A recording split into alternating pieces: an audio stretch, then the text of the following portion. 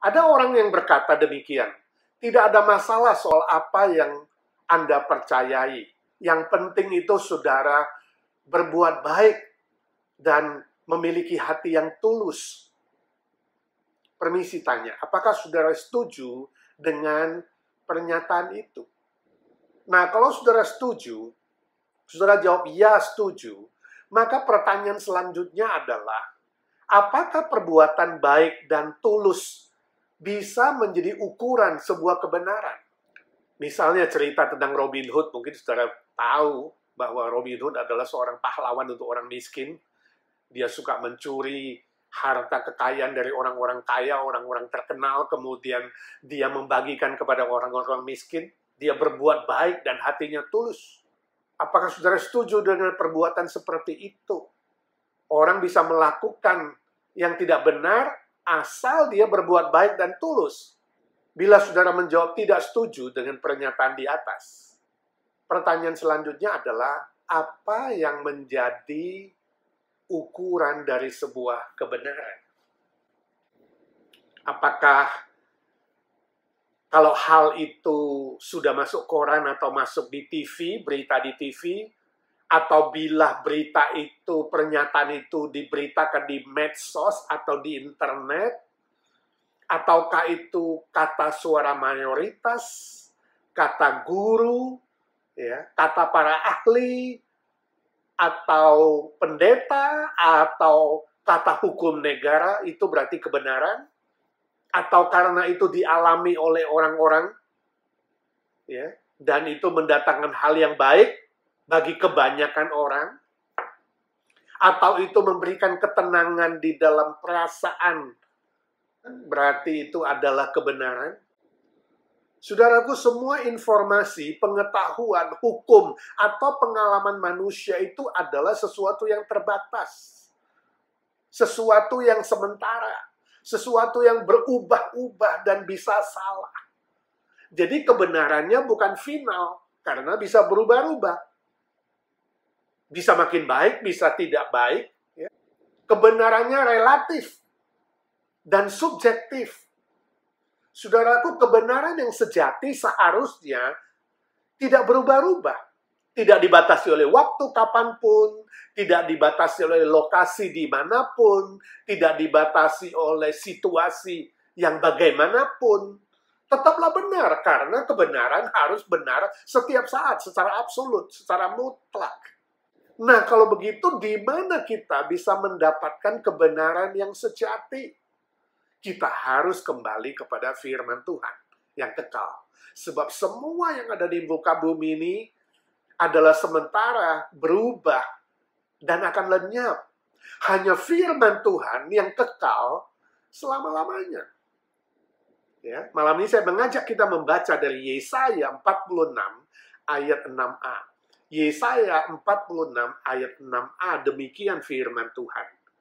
Demikianlah kami sekalian seperti seorang najis, dan segala kesalehan kami seperti kain kotor, kata Nabi Yesaya. Semua kesalehan manusia, yang manusia anggap saleh, baik, tulus, di hadapan Tuhan itu seperti kain yang kotor dan najis. Lalu Roma 3 ayat 11-12. Roma 3, 11-12. Tidak ada seorang pun yang berakal budi, kata firman Tuhan. Tidak ada seorang pun yang mencari Allah. Semua orang telah menyeleweng. Mereka semua tidak berguna. Tidak ada yang berbuat baik. Seorang pun tidak. Jadi firman Tuhan berkata bahwa kebaikan kita yang kita anggap baik plus ditambah ketulusan hati kita sebenarnya adalah sebuah kenajisan dan dosa di hadapan Tuhan. Karena status kita adalah orang yang berdosa dan kehilangan kemuliaan Allah. Artinya kita telah menyeleweng, menyimpang dari standar ukuran Allah. Manusia mengira kebaikan ditambah dengan ketulusan adalah sama dengan kebenaran. Itu rumusan manusia pada umumnya. Tapi itu rumusan yang salah, formula yang salah. Ya. Yang baik dan tulus belum tentu benar. Misalnya, saya kasih contoh. Saudara memiliki seorang anak gadis yang cantik, lalu ada seorang anak muda jatuh cinta kepada putri saudara. Anak muda ini baik, hatinya tulus, bicaranya sopan, ya. Orang kaya, sering kasih hadiah, sering memberikan hal-hal yang baik. Belikan TV, belikan mobil, belikan baju baru, belikan makanan enak, makan di restoran mewah. Pokoknya baik dan hatinya tulus. Ya. Setelah bergaul dengan putri saudara beberapa waktu, kemudian suatu kali putri saudara berkata kepada saudara, Mami, si Tommy minta menikah, Ma. Bagaimana menurut Mama? Lalu saudara berkata, ya Tommy kan baik. Anak baik, sopan, ya, suka kasih hadiah, royal, hatinya tulus lagi. Kamu bilang apa? Bilang aja ya. Tapi Ma, aku udah periksa hidupnya. Dia sudah punya istri 4, Ma. Aku mau dijadikan istri kelima. Nah, saudara, kalau saudara adalah mamanya, maminya, atau papinya, saudara izinkan nggak? Saudara mendorong nggak putrimu menjadi istri kelima dari si Tommy? Maaf kalau ada yang pakai nama Tommy, saya pinjam. Ini cuma ilustrasi. Ini sebuah contoh, saudara. Yang baik, yang tulus, belum tentu benar.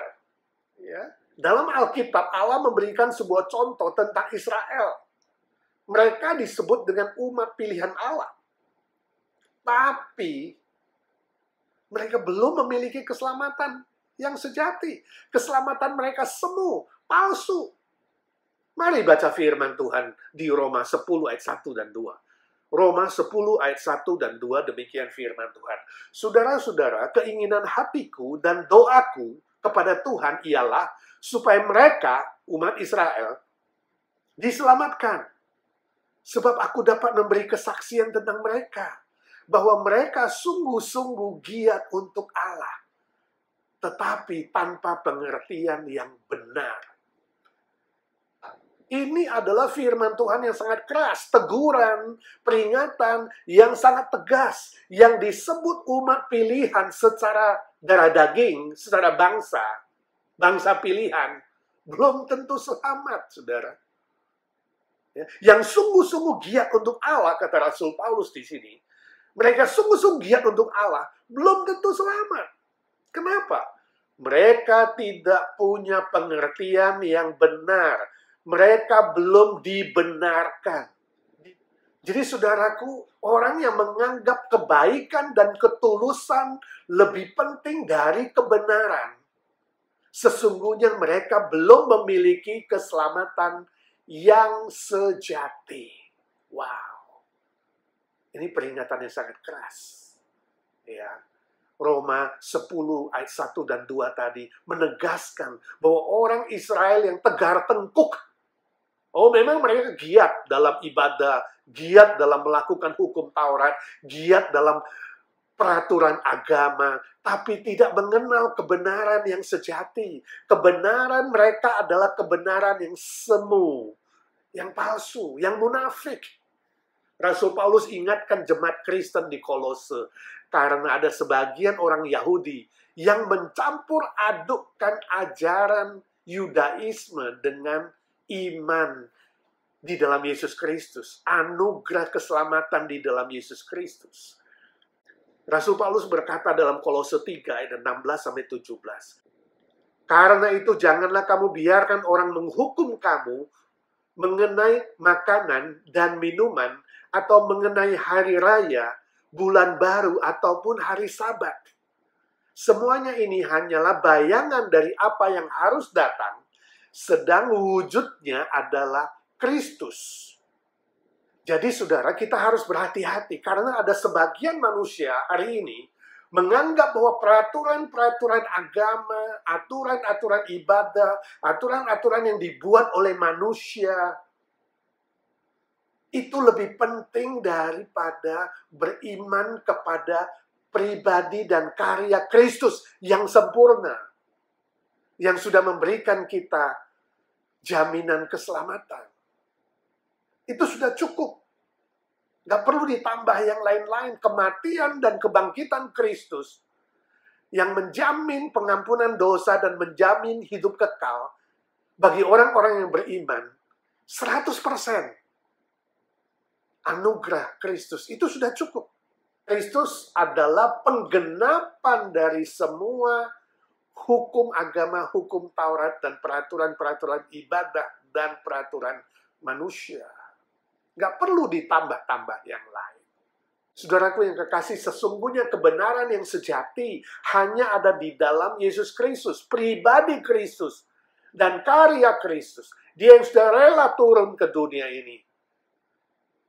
Allah menjadi manusia untuk menggenapkan keselamatan bagi kita. Yesus Kristus adalah kebenaran yang sejati yang datang dari sorga, yang menyelamatkan kita oleh anugerahnya, kasihnya, 100%. Gak ada yang bisa membenarkan kita dari usaha kita sedikit pun.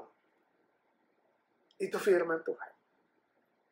Jadi saudara-saudaraku, bila ada hal yang tidak benar, haruslah belajar rendah hati untuk mengakuinya di hadapan Tuhan. Berani mengambil sikap dan tekad untuk berubah. Ya. Lalu beriman menerima Kristus yang bisa mengubah saudara menjadi ciptaan yang baru. Karena barang siapa di dalam Kristus, dia menjadi ciptaan yang baru. Hidupnya dibenarkan oleh Kristus, barulah bisa menghasilkan kebaikan dan ketulusan. Rasul Paulus berkata bahwa setelah dia mengenal Yesus Kristus, semua yang dulu dianggap baik, semua yang dulu dianggap benar dan membawa keuntungan, kini dia katakan setelah aku mengenal Kristus, semua itu kuanggap rugi dan hanya seperti kotoran atau sampah saja. Wow. Sebuah pernyataan yang berani. Dia berubah. Dia diubah oleh Tuhan ketika dia mengenal Kristus yang sungguh-sungguh mati bagi dia dan bangkit bagi dia. Permisi tanya saudaraku, apakah engkau yakin engkau sudah diselamatkan? Apakah engkau yakin 100% dosamu sudah diampuni? Bila belum, rendahkanlah hatimu. Akui keberdosaanmu, akui ketidakmampuan saudara untuk menyelamatkan diri sendiri. Akui bahwa semua usaha saudara, kebaikan saudara, ketulusan saudara tidak membenarkan saudara. Datang kepada Kristus dengan rendah hati, terima dia menjadi juru selamatmu.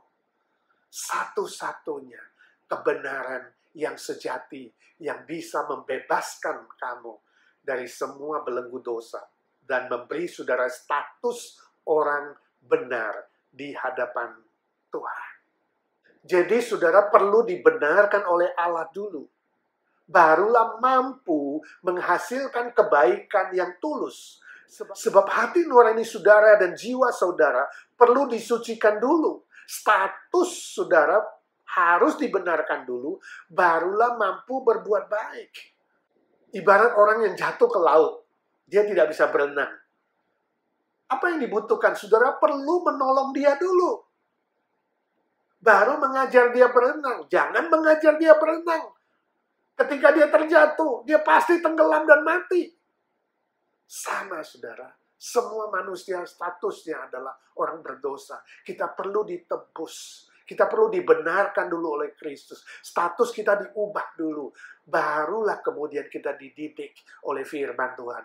Untuk berbuat baik dengan hati yang tulus. Bagi saudara yang sudah percaya. Kita ini yang sudah percaya diberikan Alkitab, firman Allah. Itu yang menjadi ukuran kebenaran. Satu-satunya ukuran kebenaran dalam kehidupan kita, dalam kerohanian kita, dalam moral kita, dalam semua aspek hidup kita. Ya. Mari kita baca firman Tuhan dalam 2 Timotius 3 ayat 16-17. Demikian firman Tuhan. Segala tulisan yang diilhamkan Allah, yaitu Alkitab, memang bermanfaat untuk mengajar, untuk menyatakan kesalahan, untuk memperbaiki kelakuan, dan untuk mendidik orang dalam kebenaran. Dengan demikian, tiap-tiap manusia kepunyaan Allah diperlengkapi untuk setiap perbuatan baik. Jadi jelaslah bahwa Alkitab adalah firman Allah yang mutlak, yang absolut, yang diilhamkan Allah. Istilah diilhamkan Allah, diinspirasikan Allah, itu artinya adalah nafas Allah. Alkitab adalah nafas Allah. Berarti apa? Kekal. Nafas Allah itu kekekalan. Tak berubah. Selalu benar dimanapun. Tak pernah salah. Alkitab adalah satu-satunya ukuran kebenaran yang tanpa salah. Dalam iman, dalam moral, dalam kehidupan kita. Nah, dalam ayat firman Tuhan di atas ada 4 kata kerja penting. Yaitu, yang pertama mengajar. Mengajar berarti memberi pengetahuan kebenaran agar kita siap sedia untuk menghadapi tantangan dan cobaan hidup di dunia ini. Kita fit, ya, seperti seorang atlet yang berlatih setiap hari supaya fit, siap untuk menghadapi pertandingan. Kapanpun itu datang. Seperti seorang tentara yang siap berperang. Kapanpun itu dipanggil dan diutus kemanapun. Itu gunanya firman Tuhan. Yang kedua, menyatakan kesalahan. Ini sama dengan menegaskan ukuran kebenaran Allah adalah satu-satunya yang bisa menolong kita untuk membedakan benar dan salah, baik dan buruk dalam perjalanan hidup di dunia ini. Ibarat cermin, saudara. Ya, kalau kita habis makan, ya, atau kita mau pergi, kita lihat cermin, kita perlu make up, ya, kita perlu beresin ada kotoran nggak, atau bersihin kotoran gigi, kita perlu cermin. Alkitab seperti cermin, di mana kita bisa bercermin dan melihat mana yang benar, mana yang tidak benar. Ada sebuah ukuran kebenaran di sana. Lalu yang ketiga adalah memperbaiki kelakuan. Memperbaiki kelakuan artinya firman Tuhan mengubah falsafah hidup kita. Dan praktek hidup kita bisa diperbaiki, diubah menjadi baru. Seperti kalau ban mobil kita rusak atau kempes. Bukan pergi tambal, saudara, tapi ganti ban baru. Ditukar yang baru. Bukan tambal sulam nanti bocor lagi, kempes lagi, tidak. Tapi ditukarkan yang baru. Demikianlah firman Tuhan mengubah kita menjadi baru. Pikiran kita, pemikiran kita, hati nurani kita, perkataan kita, perbuatan kita diperbaharui.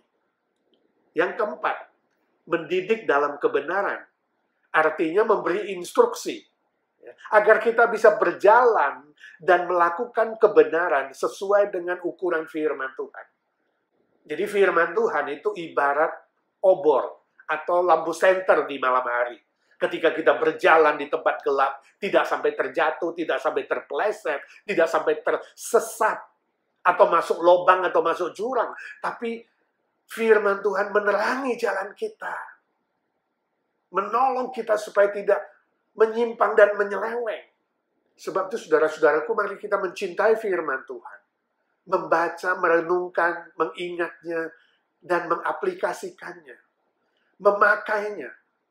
Bahkan dalam menilai zaman kita, menilai kehidupan ini, semua aspek hidup ini dinilai dan diukur dengan kebenaran firman Tuhan. Misalnya dulu anggapan saudara, manusia mau melakukan apa saja, percaya apa saja, gak apa-apa. Yang penting baik dan tulus. Nah, sekarang saudara mengerti itu keliru. Dulu saudara menganggap, ya terserahlah orang mau buat apa. Yang penting gak ganggu saya, itu privacy, urusan pribadi. Yang penting kita bisa mengasihi dia, apapun keputusannya. Jangan dihakimi, jangan ditegur, jangan diberitahu. Mungkin dulu saudara punya pengertian seperti itu. Sekarang ingat, itu keliru. Ukuran kebenaran, hati-hati, bisa jadi subjektif, terserah siapa saja. Relatif, si A dan si B bisa berbeda. Yang penting nggak mengganggu. Yang penting itu kita tetap bisa mengasihi dengan berbuat baik, dengan tulus. Hati-hati, saudara. Mengasihi tanpa kebenaran yang sejati, itu sama dengan kompromi. Saya ingat dulu waktu Obama masih jadi presiden, dia pernah diwawancarai dan ditanya, bagaimana kalau putrimu satu hari hamil di luar nikah? Apakah kamu izinkan dia aborsi kalau dia mau menggugurkan anak itu? Obama menjawab, ya nggak apa-apa. Ya, asal itu keputusan dia, dan saya kira itu lebih bagus digugurkan sebab tidak membuat dia jadi trauma nanti. Apakah saudara setuju dengan Obama? Atau saudara mengatakan, ya bukan urusan saya, emangnya gue pikirin. EGP. Saudara, ini adalah konsep teologi liberal. Hati-hati. Ini tidak sesuai dengan kebenaran firman Tuhan. Saudaraku, kita harus berani menilai dan memberitahukan kebenaran. Bukan dengan marah-marah, bukan menghakimi, atau dengan sikap yang sok suci, yang angkuh, ya, dan menganggap diri paling benar. Bukan seperti itu. Tapi dengan kasih kita menyatakan kebenaran. Dengan kasih kita menyampaikan kebenaran. Tetap mengasihi orangnya. Tapi kita berani bilang bahwa pemikiran dia, konsep dia, dan perbuatannya tidak sesuai dengan kebenaran firman Tuhan. Itu kita harus berani mengatakannya. Misalnya hari ini soal legalisasi aborsi, soal pernikahan sejenis, legalisasi obat bius, perjudian resmi, dan hal-hal yang tidak cocok dengan firman Tuhan. Apakah saudara berani menyatakan itu? Bahwa memang tidak benar, tidak setuju. Beranikah saudara katakan kepada anakmu bahwa teori evolusi tidak betul? Manusia bukan dari keturunan kera, tapi diciptakan oleh Tuhan. Beranikah kamu bilang sama anakmu, jangan kamu menikah dengan orang yang tidak percaya, sebab bagaimana mungkin terang bergabung dengan gelap? Beranikah saudara menyatakan bahwa suara mayoritas belum tentu betul? Taat kepada orang tua pun belum tentu betul dan harus dilakukan kalau orang tuamu menuntut kamu melakukan sesuatu yang melanggar firman Tuhan. Misalnya lagi, memilih sekolah, memilih pekerjaan, karir yang terang-terangan melawan firman Tuhan. Apakah saudara setuju atau saudara menolak? Etika pergaulan yang tidak betul, berbuat kebaikan dan ketulusan demi mendapat jasa untuk diselamatkan, mudah-mudahan nanti diterima Allah. Beranikah saudara mengatakan baik dan tulus tidak sama dengan benar? Atau pluralisme agama, semua agama kan sama saja. Beranikah saudara mengatakan ada samanya tapi berbeda? Ingat saudaraku, ukuran kebenaran Allah bukan karena kata orang, kata tetangga, kata polisi, kata pendeta, kata hukum negara. Bukan karena sudah masuk di TV atau di internet. Bukan karena itu berguna untuk sebagian orang. Cocok untuk sebagian manusia. Cocok untuk pengalaman manusia. Bukan karena itu memberikan damai atau tenang dalam hati saudara. Itu keliru saudara, sebab perasaan kita bisa berubah-ubah. Semua yang saya sebutkan tadi, yang dari manusia sumbernya, dari dunia sumbernya, bisa berubah-ubah. Kalau bisa berubah-ubah itu belum final. Tidak absolut, itu bukan kebenaran yang sejati. Ukuran kebenaran yang sejati adalah Yesus Kristus sendiri. Sang firman yang sudah menjadi manusia. Dan firman Tuhan yang tertulis. Nafas Allah yang kekal tanpa salah. Hanya dua hal. Kristus dan firman-Nya. Itu yang kekal selama-lamanya. Itulah yang disebut dengan anugerah khusus. Wahyu khusus. Special revelation. Special grace yang diberikan kepada manusia berdosa. Diberikan kepada kita semua untuk menjalani hidup yang bahagia dan mulia di hadapan Allah dan di hadapan manusia. Ini yang saya sebut dengan sukses di dunia dan di akhirat. Ketika saudara mengenal Kristus, menerima Dia, dan memegang firman-Nya sebagai ukuran kebenaran di dalam perjalanan di dunia ini.